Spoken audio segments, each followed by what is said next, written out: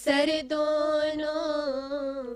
جب قتل ہوئے مسلم کوفے کی فضاؤں میں، خون ابو طالب کی خوشبو تھی ہواؤں میں، پیچھے تھی اجل ان کے، پیچھے تھی اجل ان کے، جاتے تھے جدھر دونوں. بچھڑے سفر میں ایسے مسلم کے پسر دونوں. بچھڑے سفر میں ایسے مسلم کے پسر دونوں. بچھڑے سفر میں ایسے مسلم کے پسر دونوں. سائے سے بھی ڈرتے تھے، سورج سے بھی چھپتے تھے، ظالم تھا تعاقب میں اس واسطے سہمے تھے. جب ڈھونڈنے پھرتے تھے، جب ڈھونڈنے پھرتے تھے اپنا کوئی گھر دونوں. بچھڑے سفر میں ایسے مسلم کے پسر دونوں. غربت تھی، یتیمی تھی، بچے تھے، مسافر تھے، خلاق دو عالم کے درگاہ میں حاضر تھے. تھی ذات خدا سر پہ، تھی ذات خدا سر پہ، بے گھر تھے مگر دونوں. بچھڑے سفر میں ایسے مسلم کے پسر جونوں. جاتے تو کہاں جاتے، واقف نہ تھے رستوں سے، دریا کی طرح آنسو بہتے رہے اشکوں سے. قدرت کے بھروسے پہ، قدرت کے بھروسے پہ کرتے تھے سفر دونوں. بچھڑے سفر میں ایسے مسلم کے پسر دونوں. پتا بھی کھڑکتا تو وہ ناد علی پڑھتے، مجبور تھے بے قصتے، کرتے بھی تو کیا کرتے. رکھ دیتے تھے گھبرا کے، رکھ دیتے تھے گھبرا کے، سجدے میں وہ سر دونوں. بچھڑے سفر میں ایسے مسلم کے پسر دونوں. بچھڑے سفر میں ایسے مسلم کے پسر دونوں. ایک چھپنے کی جا پائی، قسمت یہ کہاں لائی، کرتا تھا دعا ہر دم بھائی کے لیے بھائی. قسمت سے چھپے جا کے، قسمت سے چھپے جا کے، قاتل کے ہی گھر دونوں. بچھڑے سفر میں ایسے مسلم کے پسر دونوں.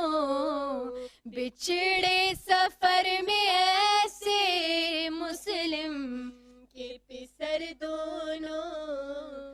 دریا سے انہیں لا کے ظالم نے انہیں مارا، معصوموں کی گردن تھی اور خون کا فوارہ. ریحان جدا پھر بھی، ریحان جدا پھر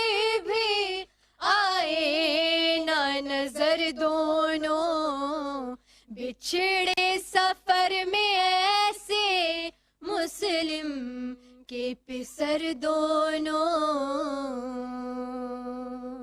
अल्लाहुम्मा सल्ली अला Muhammad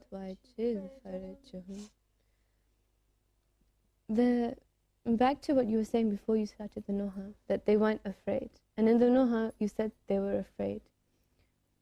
I wanted for us to clarify that, is that the children of the Ahlul Bayt, they are never afraid of death. Why? Because they have yaqeen in the next life. And they have yaqeen that they're on the right path and this is not it. Because as humans, we fear the unknown. For them, death is not the unknown. But what we forget is that they may be children of the Ahlul Bayt, but they're children. They have the hearts of children.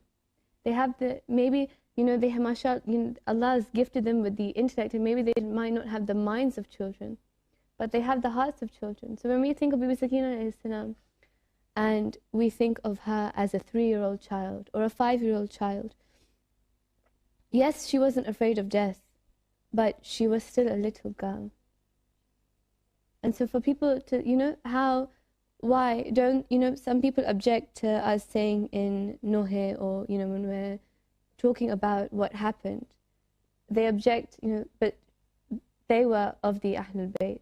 Like Bibi Zainab, don't say Bibi Zainab said this because she was of the Ahlul Bayt. But Allah has made them human for a reason. They still had the human emotions. And it evokes our emotions. Exactly. Because we can relate to a child, a 3-year-old child. When we think of a 3-year-old child, so many of us will have sisters, daughters, that we can put ourselves into that position and think, this 3-year-old was over there at this time, what would this 3-year-old be going through? When someone in our family passes away, when they're a little child, how do we feel? They're children at the end of the day. Children are masoom. These are masoom gharani. This was a masoom household, a holy household, a pure household. But like you said, we need to remember that it was the most painful, that our Rasul Khuda, peace be upon him and his family, shed tears. Rasul Khuda would not shed tears for any small thing. It's impossible. Exactly. This was the biggest musibah that even the Anbiya, the Awliya, the Rasul Khuda, all the Imams, our Imam Zamana till today, he sheds tears of blood and he weeps in Ziyarat-e-Nahiya. When we read Ziyarat-e-Nahiya, we see Imam Zamana's complaints, we see his pain, we hear his pain, and we think, how difficult must it be for Imam Zamana as well? Subhanallah, I just thought of something, and it's not me. I feel like this is meant to be said. Okay? Everything that we say at this moment, in relation to Azadai, everything is not from us. It is a blessing. It's not, because it's of such a high caliber. It's of such importance. Okay? Our minds, we are so limited. We cannot come up with these things. Exactly.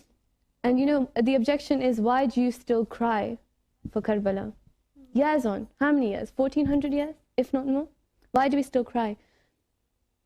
And what Maham just said, Rasulullah cried for it. When did Rasulullah cry for it? Before it happened. So if it can be cried for before it's happened, why after it's happened should we not cry for it? Exactly. And there is also, I'm not remembering exactly the correct, I don't remember which prophet, but a prophet, as he passed, long before Karbala even took place, as he passed the land of Karbala, at that time he shed tears. And when he was asked by his companion, why are you shedding tears? He says, he told them that, over here, Hussein will be martyred. So even before the skies were crying, the prophets were crying, Alim Arwah, and when our souls were gathered, and that's the day when we said we gave our pledge to Allah subhanahu wa ta'ala, we gave our pledge to Rasul Khuda, that yes, we are the ones who will be weeping for Imam Hussein. From that day, the Farshi Azar was spread in front of Allah, with Allah. We were there, we were saying, yes, we will cry for Imam Hussein. Imam Zain al-Abidin, everybody was there at that time. All the Masoom were there. They were present. They were all there.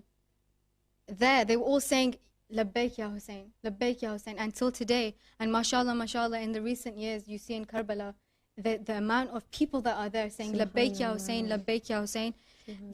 this is only a way for us. We are lucky as well that this is our sukoon, it's our peace. We get peace from this zikr, from these gatherings, from this crying. This crying is not crying like, for example, if somebody in our family passes away. Now we cry a lot. We cry for a month, we cry for a year, we cry for maybe 2 years, but we don't cry continuously. We don't cry 40, So it's not the same pain we feel. It's not because to the same extent. It's not the same extent. Yeah. But we cry for these people because I think what these people that object to the crying of the majalis and the crying of the Gham Hussein and the zikr of Karbala, they forget that we are not crying for anybody but the grandson of the Prophet and his family. It is not some usual man that we are crying for. It's not some usual battle that took place and we are remembering and we're crying. No, this is beyond that. This is the most tragic moment for us and for it should be for every Muslim who believes in the Prophet. Would you agree that this is a sunnah of the Prophet? Of course. Because, and the first time that the notion of azadari emerged formally in our fiqh, in our religion, was when the day Imam Hussein was born. When Rasulullah, and I know you have a noha, you have a lamentation about this, where Bibi Fatima asked her father, for what do you cry, father? A son has just been born in my house, why are you upset? Rasulullah was crying then for Karbala. That's when this sunnah started. Exactly. So as Muslims, if we want to fulfill the sunnah of Rasulullah, azadari is a huge part of it. Exactly. And not only of our Prophet, it's Prophet Adam. When Prophet Adam was looking for Bibi Hawa on this earth, he went past Karbala and he said to Allah, what is this place?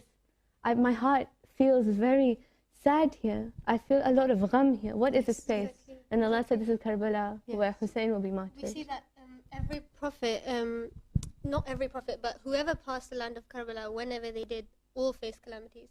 We see that Prophet Nuh alayhi salam, when he passed Karbala in his ship started trembling and thunder and lightning.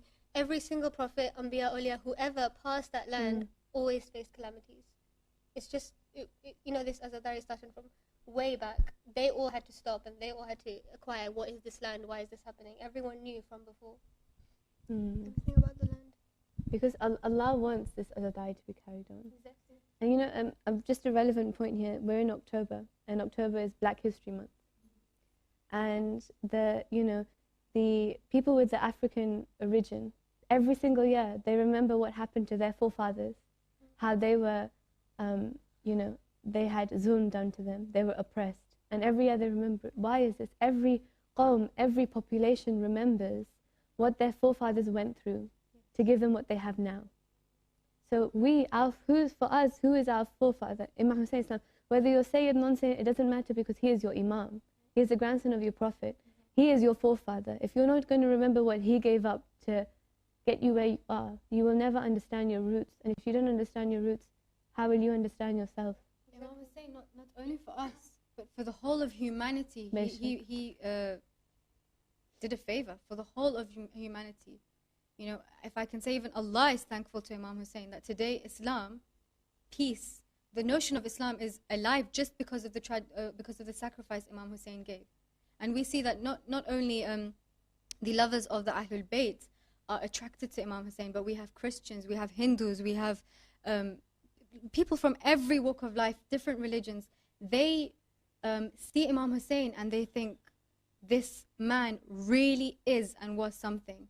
And his sacrifice shows them that we cannot sit quiet when there is zulm taking place, when there is oppression taking place, everywhere in the world, be it a Muslim that is being faced with oppression, be it a Christian who is being faced with oppression. We need to stand up and say no to that oppression. And these are the lessons of basic human rights we learn from Karbala, we learn from Imam Hussein's sacrifice, we learn from Sayyidah Zainab, we learn from Sayyidah Ruqayya Bibi Sakina, we learn from Hazrat Ali Akbar, we learn from all the martyrs, the 72 Shaheed of Karbala. We learn a lesson from each and every single one of them. What's beautiful about Imam Hussein Islam in particular is that his tragedy shows Islam for what it is. Exactly. Yes. A way of life and a code for human behavior. Islam itself should not be seen as religion. It should be seen as nature, how nature has intended mankind to behave, to act, you know, to believe. Yes. And the fact that Imam Hussein alayhi salam's tragedy has so many, is all about, you know, human values, Yes. how the opposing army had no humanity, you know, simple things like justice, water, you know, they just bring back it's entirely human picture that's being painted. Before we as humans, before we as Muslim, before we can even be proper followers of the Ahlul Bayt, proper followers of the, you know, proper Shias, we have to be proper humans. We have to have those proper values. Anything I'm saying, is it hurting somebody else? Anything I've done, has it hurt somebody? Are you treating the people around you in the right way, in the manner that they are meant to be treated? Are you giving respect to somebody on the level that they are meant to be respected? Are you giving love to everybody around you? Are you remembering your neighbors? Are you, you know, all these things that we might think are very, very small, they are actually a huge part in making us the best, inshallah, followers of the Ahlul Bayt. How can we say, yes, I am the follower of Sayyidah Zainab, and yes, I am the mourner of Imam Hussein, when I don't think about the people around me?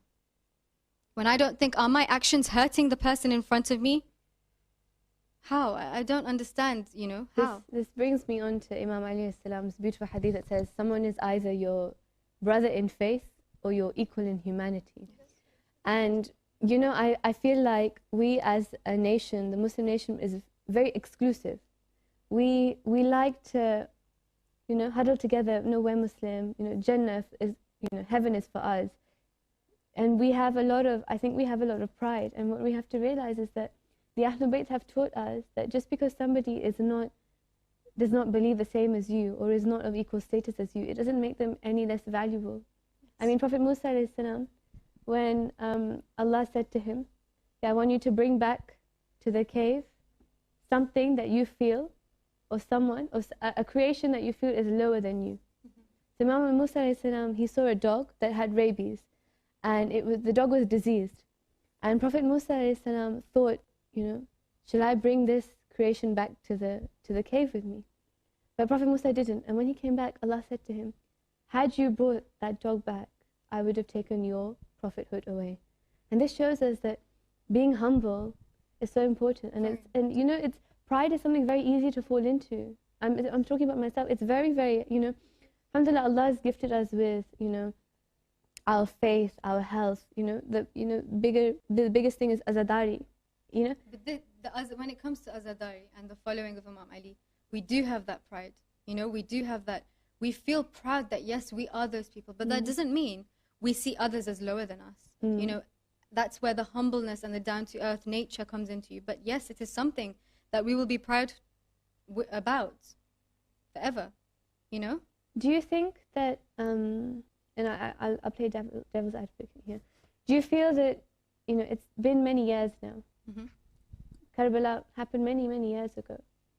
Do you feel like maybe during the first 10 days of Muharram, or maybe in Muharram Safar in the 8 days, that maybe we should branch away from Majlis, branch away from Noha, Marsiya, you know, Matam, all these things, all our traditional ways of remembering Imam Hussein salam, and maybe look towards, you know, more modern, progressive ways of, you know, promoting his message, and maybe not having to attend Majlis. Maybe, you know, if we give out leaflets in his name, or we give blood in his name, or we do these things in Imam Hussein salam's name. Do you think that there is now less of a need for Majlis and Noha and Matam and these things? Definitely. I mean, your point, I've got your point, I understand your question, but just to make, I'm sure this is the feeling of every single lover of Hussein. No, we cannot stop doing majalis. No, we cannot stop doing matam. No, we cannot stop crying for Hussein. Never, ever. These, you know, the cultural ways and the traditional ways that we bring azadari, that is something we need to keep continuing. You know, it's Imam Ali saying about culture and the way you do it. You need to continue in the same way. But yes, we can also, for example, in the first 10 days, lots of universities, lots of organizations, they send leaflets out for donating blood in the name of Hussein. Yes, we can do that. Yes, we can have different lectures in different places where you have lots of, you know, non-Shias, non-Muslims come in. Yes, we can do that. But side to side, you can't forget that this is something, this is the foundation, the basis that can't be shaken, and it never will be. More specifically, you know, now that mashallah, we have majlises on the internet and very accessible, and we can listen to them on our phone. And it's a huge help if you're in an area where you don't have a masjid, you don't have majlises, there aren't lectures, there isn't as a diet at your doorstep, so you need it at your fingertips. Do you think that, you know, now that everybody can listen to it online, is there a need for the Farsh Azan? Is there something about the Farsh Azan that we should go specifically to a majlis in the cold, in the dark, you know, after we've been at uni, work, doing these all day, or we've been doing these things all day. Is there a need to go out? Yeah. I just wanted to say that, obviously, before I answer that we need to remember that this Farsh Azan, these majlis are not culture and tradition. In fact, they're the teachings of our imams. If you look at hadith from Imam Sajjad, Imam Baqir, we are told exactly how to conduct a majlis for Imam Hussein. We're told to spread a cloth, sit on it, get a zakir, make a mimbar, let him sit, poetry first, then fazail, and then masaib of Imam Hussein, and to cry together, what's it called, a propagation, you know, sit together, come together, leave your houses. And these words are in the hadith. Yes. I don't remember the words exactly, but this is the sort of general gist of it, that leave your houses, come together, sit together, and cry for Imam Hussein. So, of course, at any point, wherever you are, if you're remembering Imam Hussein, that's a Farsh Azan. If you're at home, listening to it through a computer screen, it's still a majlis. Bibi Zainab and Bibi Fatima are still proud that you're listening and you're crying for Imam Hussein. But the way that we're told to do it is to come together. Because when you're together, then there's the emotions and the feelings inside of you, they reach a height. And that's the height that Bibi Fatima looks at and says, yes, this is what I wanted, and this is what I'm getting. And she's proud of us. I mean, I know that we shouldn't be proud, but how can we not be proud that Bibi Fatima is, inshallah, proud of us? The fact that Bibi Fatima is looking at us and saying, these people are fulfilling my wish, how does that not make you proud? That's probably the biggest thing to be proud of. If someone, just carrying on point, if someone can't go to a majlis, they're in an area where the Imam Barga is, you know, miles and miles away, and, you know, it's really late at night. If they can't go to a majlis, that doesn't mean that you're not on a Farsh Azan. If you put your majlis on your phone, you spread out your own black cloth, you sit on there, you put the majlis on, Bibi will come on that Farsh Azan too. You've made your own Farsh Azan. Just because you haven't gone to the Imam Barga, and obviously that's the way to do it. But if you can't, if you're not in extreme circumstances where you're in a desert, or, you know, somewhere else, or you're unwell, you can't do anything, and the Imam Barga is far away, anything, where you've made your own Farsh Azan, basically. It's still a Farsh Azan, and Bibi is still there, and Mawla still comes. So with regards to what you're saying about the different ways that we can use, like leaflets and, you know, donating blood in the name of Imam Hussein, of course, it's important that we remember that now we're in a time where there's so many means that we can use to spread the message of Imam Hussein. And ultimately, that's what we're doing, spreading the message of Imam Hussein. But we need to remember that, alhamdulillah, there's 12 months in the calendar. And if we spare 2 months and 8 days just for Imam Hussein, to mourn for him and to cry for him, and then it's not enough. And then we can use the rest of the months to use. We don't just need to spread Imam Hussein's message in Muharram. Why can't we use the rest of the months to spread Imam Hussein's message through leaflets, through donating blood, through, you know, getting other people together, protesting, and, you know, like on the streets, marching. Exactly. These 2 months they should be solely for Azadari. I know you have a noha about, we keep saying we are Bibi Sayyida's dua, we are her wish. If you could explain that through your noha, that would be great. Before we recite the noha, I would like to say that this noha is in English, and the reason us three, we make sure that in every album of ours we have one noha specifically in English, so full English noha. Why? Because there are so many of us as well who do not understand Urdu, Punjabi, Saraiki, Arabic, Farsi, and these languages. because we are living in the West, we are living in England, where it's a fact that a lot of us have forgotten our own mother tongue, or we don't know it to that extent. Number one, to invoke that emotion and to bring out that the understanding in those children and in those youth, and even in my elder sisters and brothers who do not understand. Then we have, like you said, we have the media now. We are lucky that we have the media where we can take Imam Hussein's message far and wide everywhere. And it's not just the Shias, it's not just the Sunnis, it's not just the Muslims who are listening to the zikr of Ahlul Bayt now. It is everybody. Very true. Christians, Jews, Hindus, everybody is listening to this zikr. So it's the best to spread it in the English language, to have at least, one means for them to understand. Inshallah, inshallah. اللهم صل على محمد وآل محمد وعجل فرجهم. This particular noha begins with a hadith that I would like Adia to. So the hadith is in the words of the Prophet ﷺ, and he's telling Bibi Fatima that, O Fatima, every eye shall be weeping on the day of judgment, except the eye that has shed tears for Hussein. For surely that eye shall be laughing and shall be given the glad tidings of the bounties and the comforts of paradise. On the day that Hussein was born, the Prophet took him in his arms. He looked at him with grace, but tears came rolling down his face. Ya Hussein, Ya Hussein, Ya Hussein, Ya Hussein, Ya Hussein, Ya Hussein, Ya Hussein, Ya Hussein. Fatima saw this sight that left her in a fright. Father, why do you cry? Tell me, please, tell me why. The Prophet replied, my love, the tyrants will kill Hussein. He'll cry out for help many times, yet they will continue with their crimes. Ya Hussein, Ya Hussein, Ya Hussein, Ya Hussein, Ya Hussein, Ya Hussein, Ya Hussein, Ya Hussein.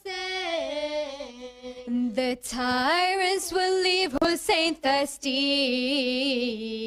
With horses they will trample his body. His companions will not be spared. On spears they will carry their holy heads. Ya Hussein, Ya Hussein, Ya Hussein, Ya Hussein, Ya Hussein, Ya Hussein, Ya Hussein, Ya Hussein. After the tragic death of Hussein, the oppressors will parade Zainab. They'll take her through Kufa and Sham, the mighty daughter of my Imam. Ya Hussein, Ya Hussein, Ya Hussein, Ya Hussein. Fatima began to weep, left an ache very deep. Father, will I be there? Father, will you be there? The Prophet replied, my dear, Hussein will be all alone. neither you nor Ali nor Hassan nor me, my daughter, there'll be no one. Sorrow, grief and despair, darkness, pain fill the air. Father, how can this be? Who will cry? Who will plead? The Prophet consoled Fatima and wiped the tears off her face. Oh, my daughter, don't fear. Allah will bring a nation called the Shia. Fatima looked up high, raised her hands in the sky. Those who mourn my Hussein, God keep them safe, give them no pain. We are the prayer of Fatima, daughter of the Prophet of Allah. We are the prayer of Fatima, daughter of the Prophet of Allah. We will never stop remembering Hussein till the last day. You'll hear his name everywhere we go, every step we take. We'll remember in this world why we came as a prayer of Fatima. Our mission we will fulfill from every corner of this world. You will hear Hussein, Hussein, Hussein, Hussein, Hussein, Hussein, Hussein, Hussein, Hussein, Hussein. This voice and poetry came from you, Ya Fatima. Adiya Sani Ya Maham. Wish for this, Ya Fatima, when your lovers hear this. لبيك اللهم لبيك لبيك لا شريك لك لبيك إن الحمد والنعمة لك والملك لا شريك لك لبيك لك والملك لا شريك لك لبيك إن الحمد والنعمة لك والملك لا شريك لك لبيك اللهم لبيك لبيك لا شريك لك لبيك لبيك الحمد والنعمة لك والملك لا شريك لك لبيك اللهم لبيك لبيك لا شريك لك لبيك إن الحمد والنعمة لك والملك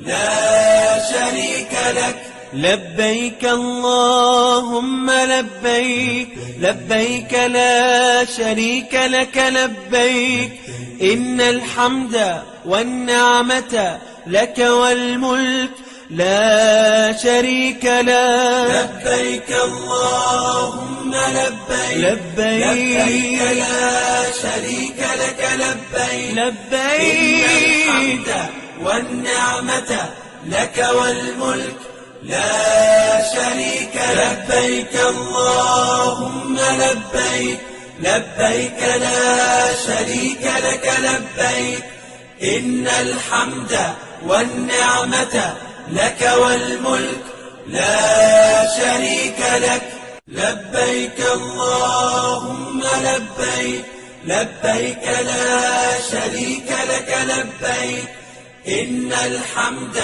والنعمة لك والملك لا شريك لك لبيك اللهم لبيك لبيك لا شريك لك لبيك إن الحمد والنعمة لك والملك لا شريك لك. لبيك اللهم لبيك لبيك لا شريك لك لبيك لبيك إن الحمد والنعمة لك والملك لا شريك لك. لبيك اللهم لبيك لبيك لا شريك لك لبيك إن الحمد والنعمة لك والملك لا شريك لك.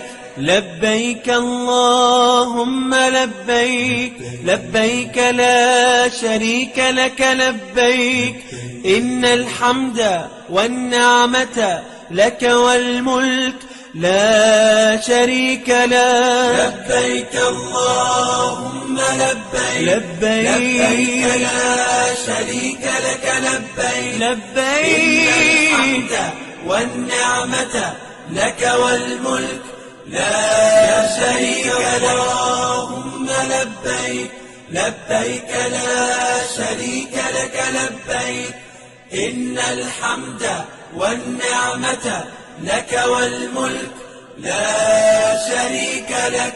لبيك اللهم لبيك لبيك لا شريك لك لبيك إن الحمد والنعمة لك والملك لا شريك لك. لبيك اللهم لبيك لبيك لا شريك لك لبيك لبيك إن الحمد والنعمة لك والملك لا شريك لك.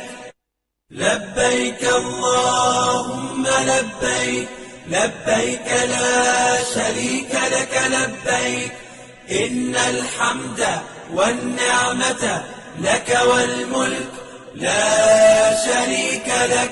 لبيك اللهم لبيك لبيك لا شريك لك لبيك إن الحمد والنعمة لك والملك لا شريك لك. لبيك اللهم لبيك لبيك لا شريك لك لبيك لبيك إن الحمد والنعمة لك والملك لا شريك لك. لبيك اللهم لبيك لبيك لا شريك لك لبيك إن الحمد والنعمة لك والملك لا شريك لك.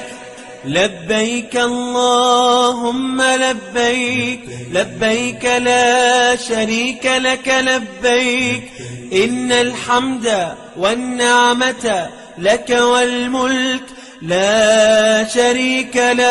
لبيك اللهم لبيك لبيك لا شريك لك لبيك لبيك إن الحمد والنعمة لك والملك لا شريك لك. اللهم لبيك لبيك لا شريك لك لبيك إن الحمد والنعمة لك والملك لا شريك لك.